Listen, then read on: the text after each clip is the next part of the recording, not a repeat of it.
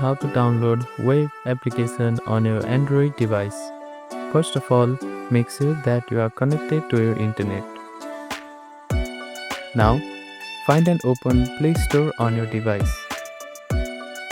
In the search bar, type in web and click on search icon.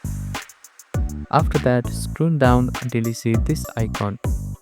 Click on it and you will see an install button. After that, installation will be started. It may take some time depending on your internet speed. After the installation is done, click on Open to use the application. You can also find the application on your home screen. Simply tap on it to use it.